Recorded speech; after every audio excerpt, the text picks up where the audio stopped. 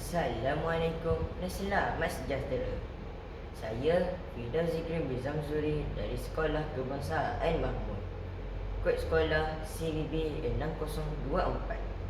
Hari ini saya ingin berkongsi ulasan mengenai sebuah buku yang sangat menarik, iaitu Neraka Sains 1. Buku ini ditulis oleh Dr. Wan Fahmi dan Dr. Nur Anis, dan ia membincangkan pelbagai keajaiban alam ciptaan Tuhan. Buku ini penuh dengan maklumat sains yang menarik dan berguna. Ia dibahagikan kepada beberapa bahagian utama. Bahagian pertama ialah mikroorganisma di dunia kecil. Dalam bahagian ini, kita dapat belajar tentang benda-benda kecil seperti bakteria dan virus yang tidak dapat dilihat dengan mata kasar. Dengan bantuan mikroskop, kita boleh melihat bentuk struktur mikroorganisma ini. Maklumat ini sangat penting kerana bakteria ada yang baik dan ada juga yang boleh menyebabkan penyakit. Bahagian kedua pula ialah haiwan dan alam semula jadi. Bahagian ini membincangkan tentang kehidupan haiwan di dunia ini. Sebagai contoh, gambar panda yang terdapat di kulit buku menunjukkan habitatnya di dalam hutan.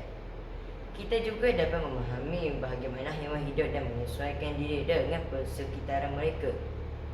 Seterusnya, tubuh manusia dan organ dalaman. Dalam bahagian ini, kita dapat melihat gambar tubuh manusia tanpa kulit yang memperlihatkan organ-organ penting seperti jantung, paru-paru dan hati. Setiap organ mempunyai fungsi tertentu, seperti jantung yang menggempang darah ke seluruh badan dan paru-paru yang membantu kita bernafas. Bahagian yang terakhir, angkasa dan bumi. Buku ini juga menyentuh tentang bumi dan angkasa lepas. Kita dapat melihat gambar planet bumi dan belajar tentang komponen seperti atmosfera, lautan dan daratan. Selain itu, terdapat juga maklumat mengenai sistem suria yang menarik untuk kita pelajari. Kelebihan buku ini ialah ditulis dalam bahasa yang mudah difahami oleh murid sekolah rendah. Jadi, ia tidak sukar untuk dibaca. Setiap halaman dipenuh dengan gambar yang jelas dan menarik, yang membantu kita memahami konsep sains dengan lebih baik.